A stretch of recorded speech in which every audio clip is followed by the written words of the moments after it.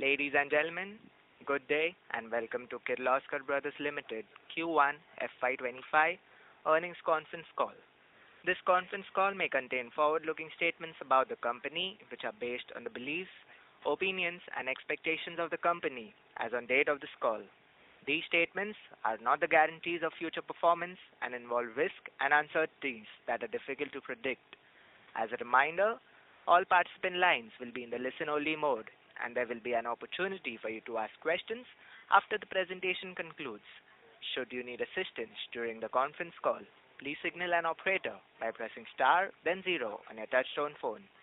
Please note that this conference is being recorded. I now hand the conference over to Mr. Sanjay Kirloskar, Chairman and Managing Director from Kirloskar Brothers Limited. Thank you, and over to you, sir. Thank you. Good afternoon, everyone. On behalf of Kirloskar Brothers Limited, I extend a very warm welcome to everyone who is joining us on our call today. I hope you've had an opportunity to go through the financial results and the investor presentation, which have been uploaded on the stock exchanges and the company's website. On this call with me, I have Mr. Alok Kirloskar, Managing Director, Kirloskar Brothers International BV, Mr. Rama Kirloskar, Joint Managing Director, KBL and MD Kirloskar Ebara Pumps Limited, and Mr. Ravish Mittal, our CFO, as well as Strategic Growth Advisors, our Investor Relations Advisors. Let me begin my remarks by giving some business highlights.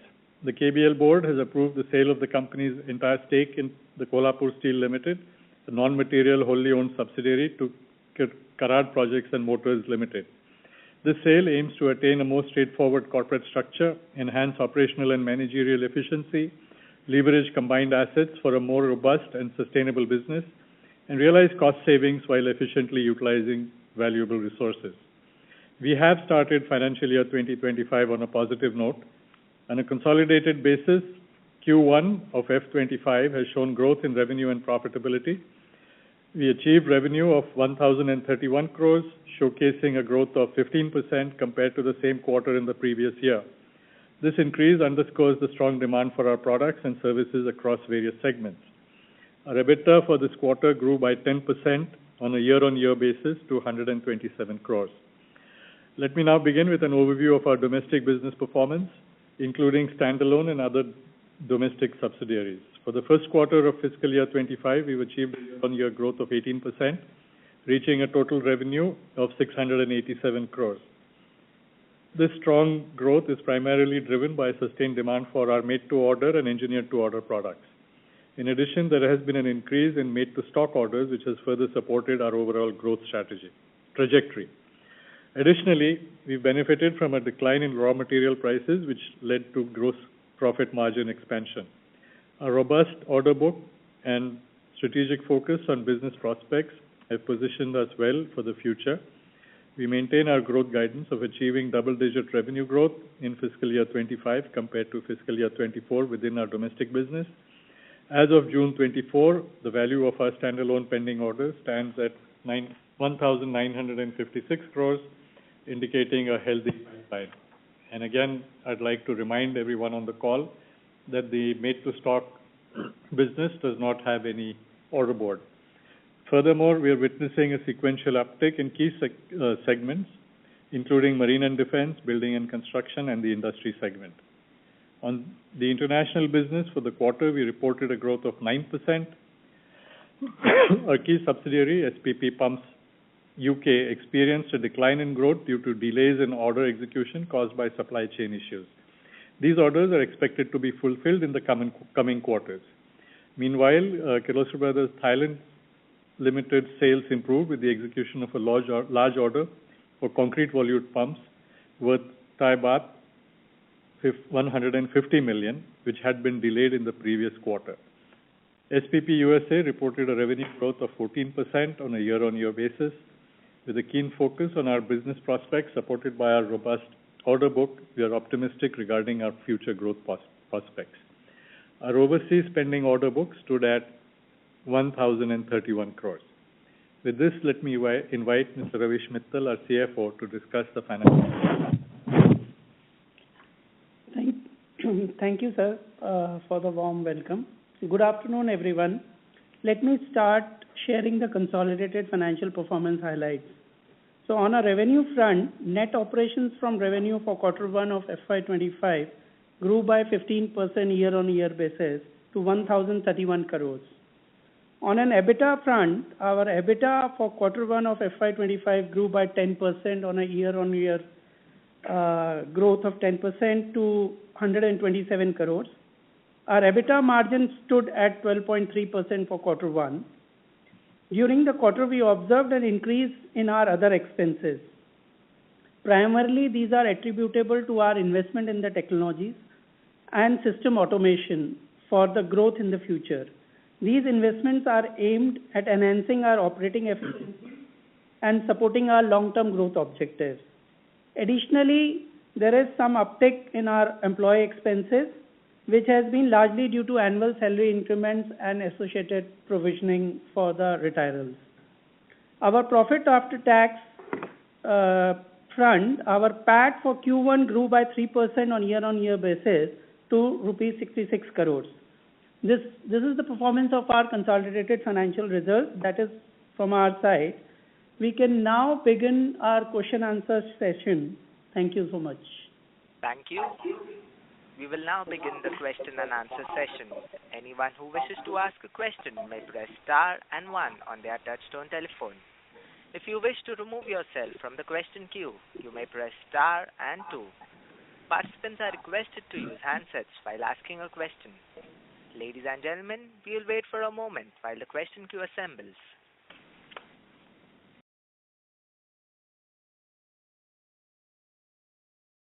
The first question is from the line of Chinmay Kabra from Emkay Global Financial Services. Please go ahead. Yeah. Hi, sir. I just wanted to gain an understanding about the other income. It has grown exponentially by 178% on a YOY basis. So is there any one-off, maybe reversal of provision, or what is the nature of other income? That is what I just wanted to know. This is mainly our income from investments. As you can see that our cash flow, that investments have grown over the quarter as well as last year. So this is mainly the interest income and investments from mutual funds. Understood, sir. And other than that, I just had another query. I'm sorry if I missed it. But the profit from the associates has been negative 51 million this time. So could you please just let me know which specific subsidiary or basically which company does it involve to? Yes, this is Rama Kirloskar here. That essentially is from Kirloskar Ibara. They had a huge 100 crore order that did not go out. It will go out in the next few months. So that should be taken care of. I hope that answers your question. Yeah. So just regarding the order, is there any reversal of income that has taken place because of which there's a negative flow into the financials? Can you repeat your question, please? So what I'm just trying to understand is it's because of the 100 crore order that was previously booked in the books of the subsidiary, or is this a reversal of profit, or the nature of the? It's not a reversal of profit. The order was not dispatched. It is delayed into the next month. The execution of the order was delayed for the next quarter.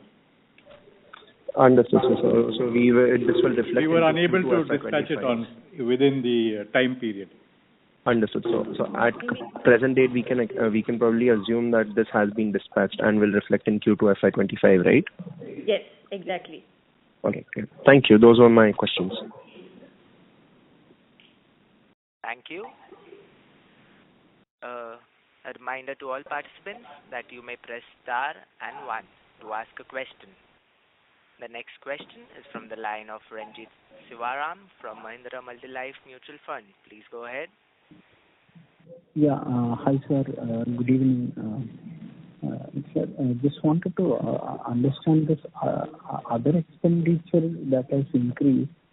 Is that something that is pertaining to this quarter, or will this be something which will which will continue to recur, so that we should be pursuing that the other expense for the whole year also will be higher compared to last year, because of these are some systemic changes which we are doing. So, essentially, since you asked about other expenses, we are actually spending money into technological upgradation and a lot of new programs in terms of automation of a lot of projects. So these are the expenditure which is going one time, and these are going to benefit us in future quarters. So can you just elaborate, like what are we spending on? Like, if you can throw some more. Sorry to interrupt. You sound a bit muffled. Could you come a bit close to your handset and ask the question? Yeah. Is it okay now? Hello. Yes, sir. Yeah, little bit. Yeah. So can you just elaborate on these technological investments and like what are the main so that will help us in understanding that. So we are moving towards specific IT projects that are going to help in efficiency improvements and operational improvements. So those will be one-time costs which we are incurring this year. Okay. And the second question from my side will be like, what is the outlook regarding the overseas businesses? Like, how do you see? Sorry, we can't hear you. Sorry, can't hear you. Yeah. So, what's your outlook regarding the overseas business? Outlook for overseas business. I think that generally the order book position is still quite strong, as you can see, and year to date we've had a little bit of delay on many jobs, as has been outlined in the presentation. We believe the outlook still remains quite strong. Okay. I'll join for further questions. Thanks so much, sir.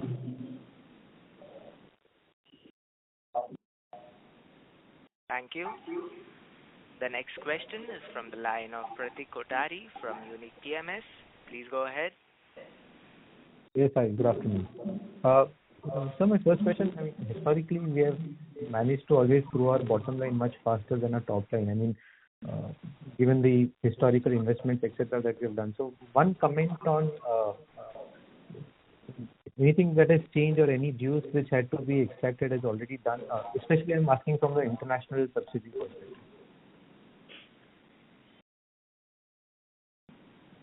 Can you repeat the question, because I could not understand what you said?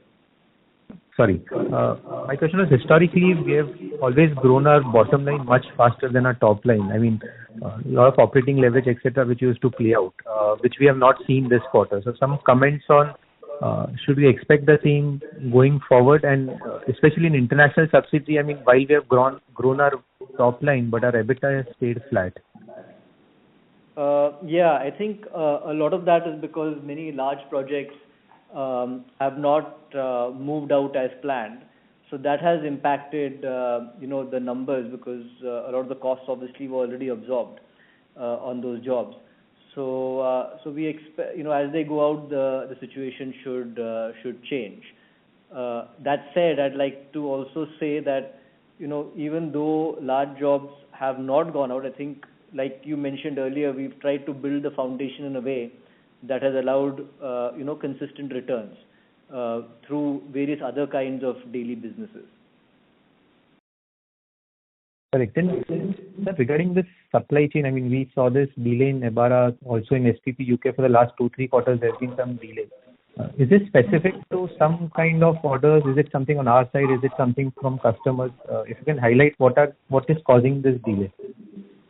It's to do with an American engine supplier, and it's mainly them. And that, as you know, these are large. What we're selling are large offshore packages, quite a few of them, in fact, and they're almost 13 or 14 large 60-liter engines, which is 60,000 cc engines. 13 of them which are delayed, and it's causing a huge problem for us. And they also had some issues with how they had built them, so they went back and forth. So really, it's these that have caused a problem to us. But slowly, they have arrived at the facility in the UK, and now they are in the manufacturing process for the rest of the items, which are our pumps basically that will be assembled along with them. As far as the Kirloskar Ibarra is concerned, I think this earlier that in the oil and gas segment, particularly in the domestic market, the demand has increased substantially, but the vendor base available in terms of bought out components such as mechanical seals, flame-proof motors, fabrication, they are very limited because we have to choose from the approved vendor list that EIL publishes in the tender. So because there are not enough vendors, we are getting to a situation where there are capacity constraints, and so there are delays in dispatch of the consignments. Because we don't get our components, our bought out components in time. Sorry, so this is specific to few products, or this is across the supply chain? Specific to the oil and gas segment in India. Okay, correct. And just one clarification regarding, we use this three terms sometimes, AMCs, framework, and subscription. If you can clarify what is the difference between these three models which we have? The framework models are where we have management of a site.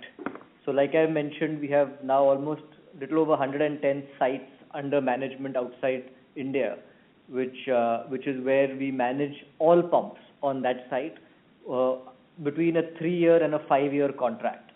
So really that is what is our framework agreement. And the framework agreement includes all kinds of services that we provide on that framework, and these could be remote diagnostics, they can be updation, upgradation of the products.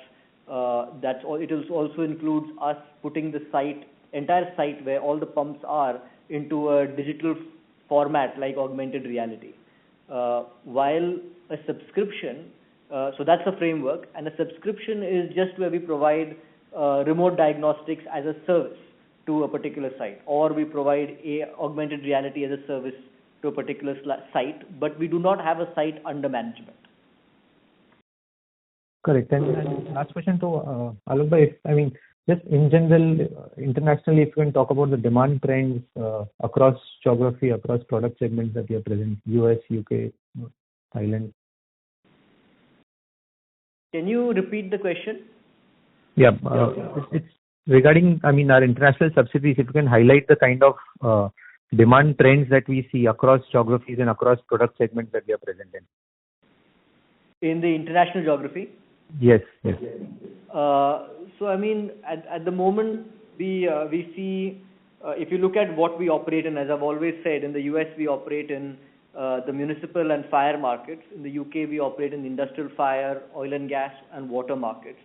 In the Netherlands we operate in the midstream oil and gas, chemicals and water market.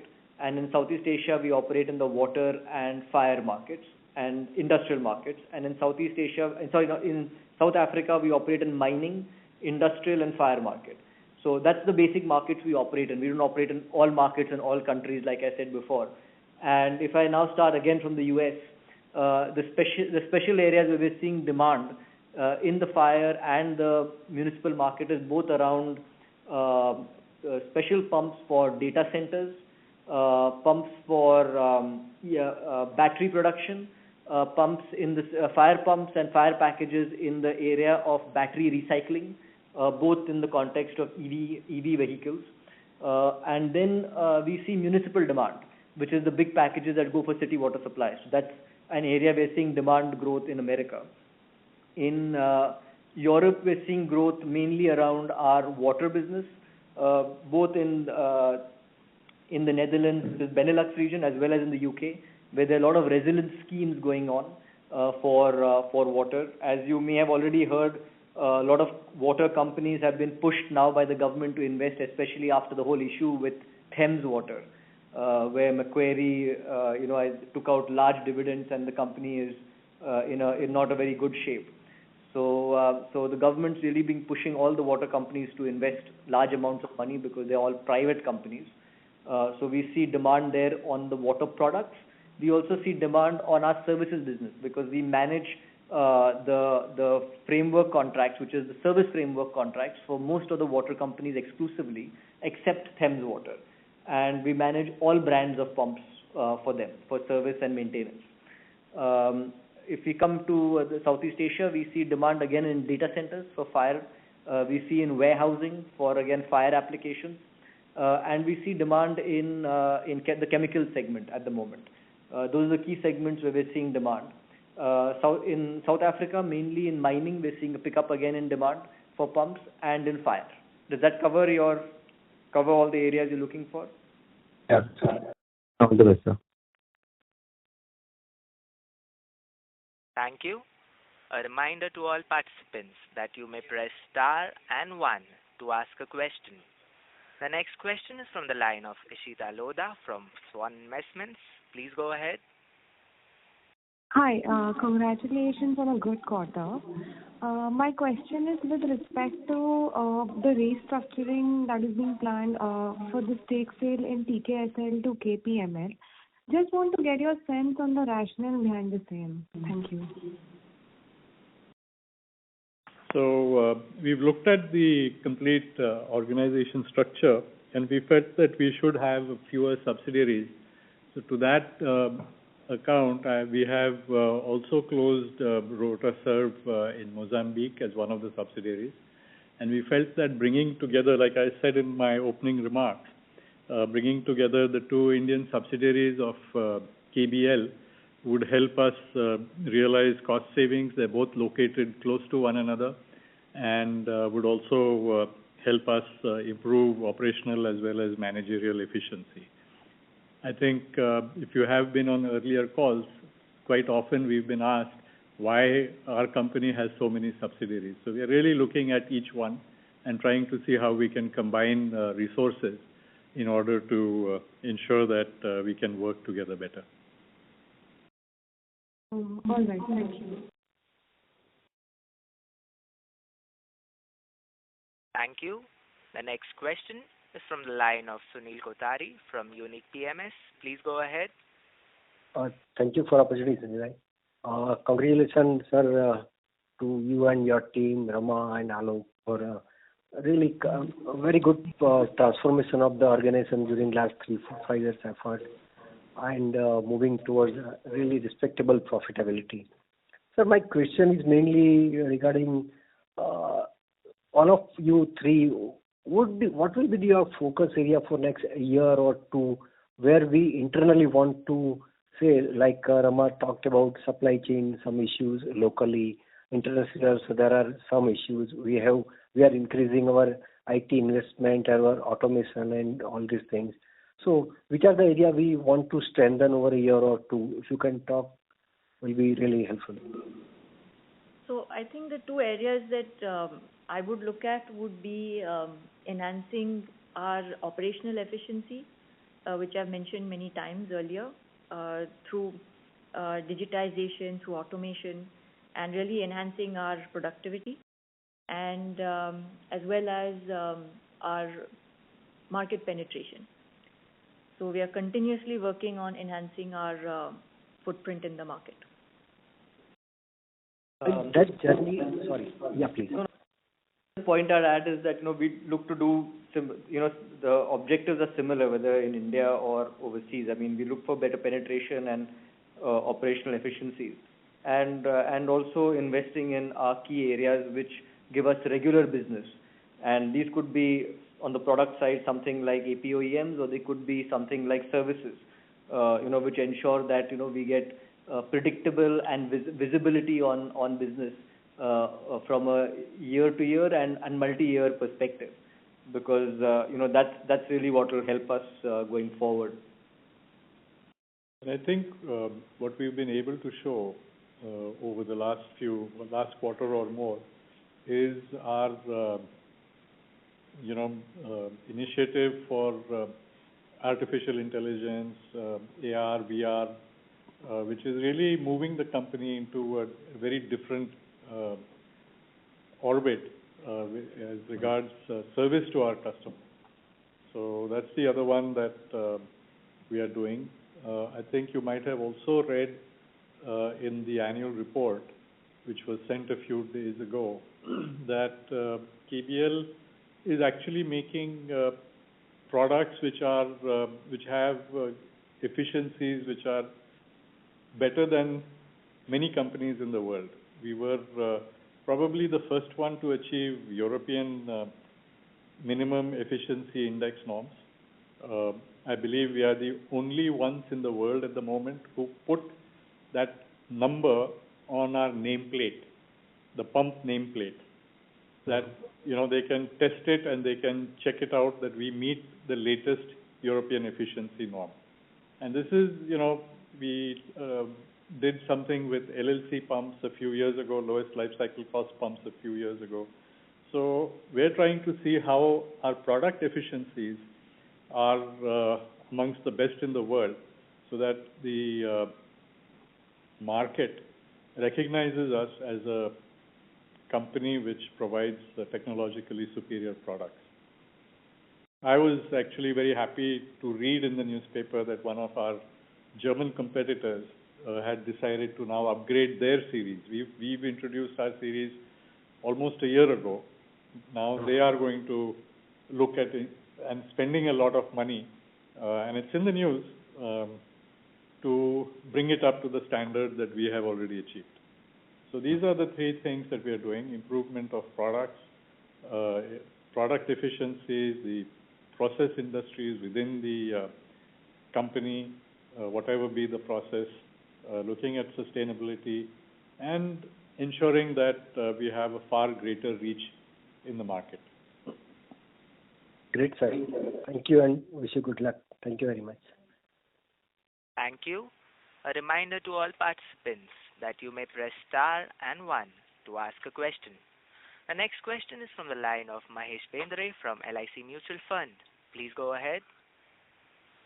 Good evening, sir. Thank you so much for the opportunity. Sir, any plans of entering into solar pumps?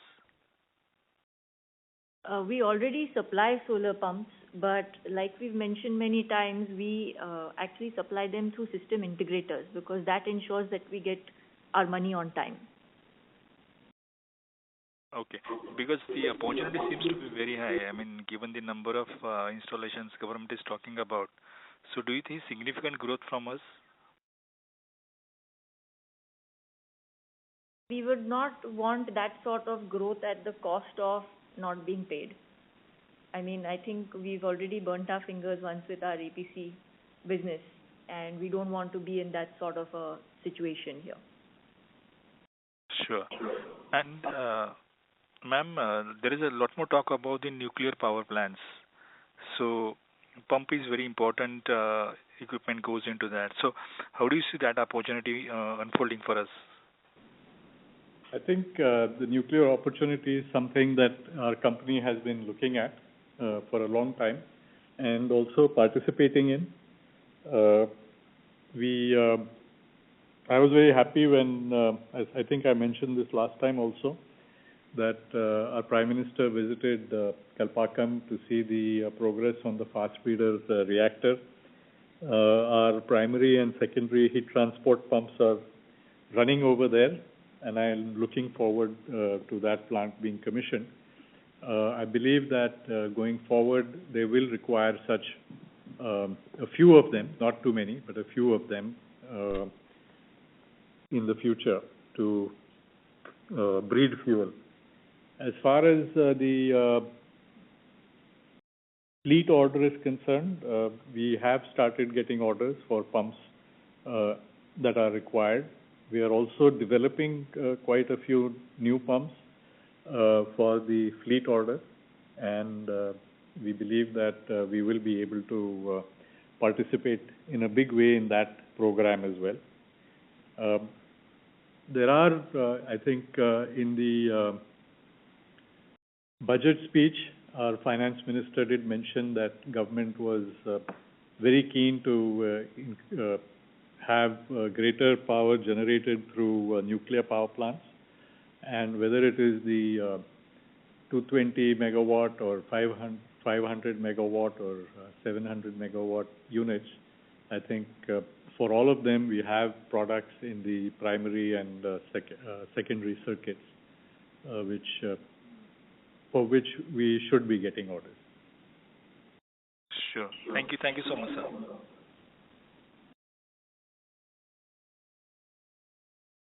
Thank you. The next question is from the line of Saurabh Mehta from East Lane Capital. Please go ahead. Yeah, hi. Thanks for the opportunity. I had a few questions on the standalone business. So to start with, we've done very well in the standalone. Revenue growth has been very, very strong. So just wanted to understand which areas or which segments have done really well, and do we continue to see strong inquiries from there? The second question was on the thermal power opportunity. You've explained the nuclear power, but thermal power also, government's basically targeting 80 gigawatt. So, and BHEL is getting most of the orders. So do they do in-house everything, or that could be an opportunity for us? And the third question is on the river linking and the flood control investments, the opportunity from there. Yeah. So we normally do not give breakups of sector-wise, performances, or other than I think we give you the order board. But I can say that in all sectors we are seeing a great amount of positivity. And as far as thermal power is concerned, we've already received orders for some projects. I think Mr. Adani's projects we have received orders from the other projects also. BHEL does make pumps. They don't make all the pumps. And we expect that like in earlier years, they will, obviously it will be through a tendering process, but we believe that we should be in a good place to get orders for various types of pumps in the new thermal power plants that are coming up. Sure. So also on the river linking and the flood control, that also I think is a good opportunity for us. So is there anything, or is it still quite far away in terms of orders for us? For flood control, actually, we've just delivered our second concrete volute pump system in Bangkok. But yes, whether it's irrigation or flood control, we do get orders from time to time. And we have delivered a very large number of pumps for irrigation schemes in this quarter, as well as in the last quarter that we are discussing, as well as in the last year. Got it. So now can we discuss the service business offerings which we have, and also if we can explain, for example, if there is a municipal corporation order, a 100 rupee order, what could be a sustainable service component of it which we can get out of it on a sustainable basis?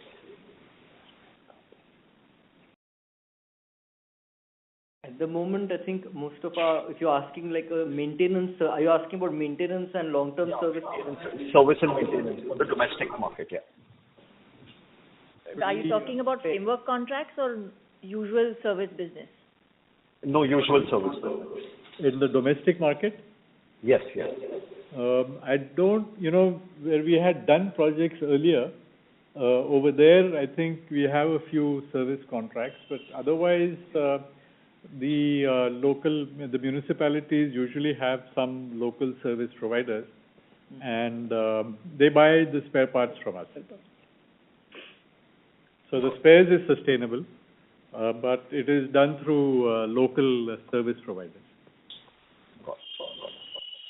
So this Kolhapur Steel, this company continues to report some small losses.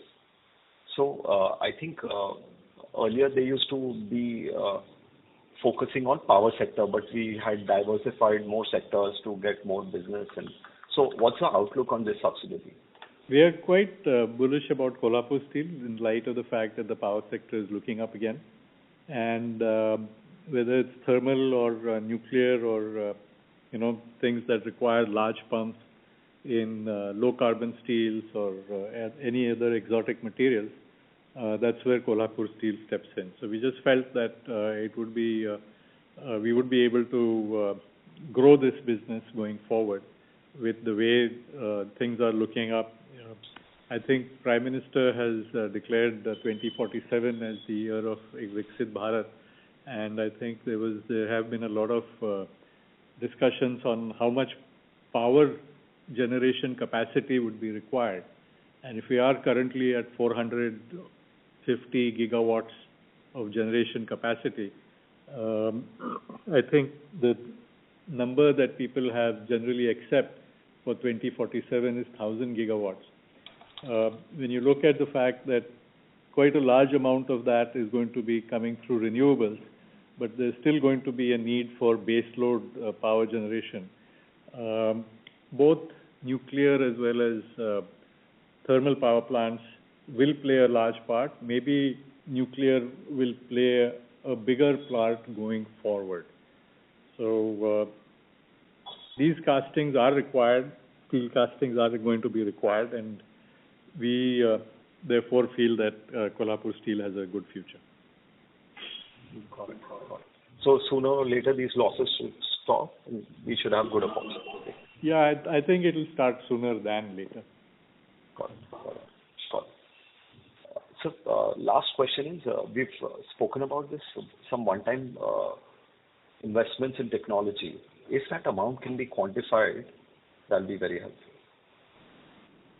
There are various projects which we are working on. We cannot specify a particular amount. Various digitization projects are on and technological upgradation projects are on. Essentially the IT projects which help, building up relationship with our supply chain partners also. So various projects which is going to help us, to sustain the volume in future and take the operational advantages in future. So should we assume this 150 crore kind of number which we've seen in this quarter, this should go on basically?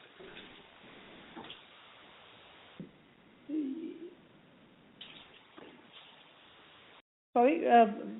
This 150 crore which we've spent in this quarter in other expenses, this is a number which will this will continue. There's no one-off in it, which was much higher this quarter because last year it was only 118 crores.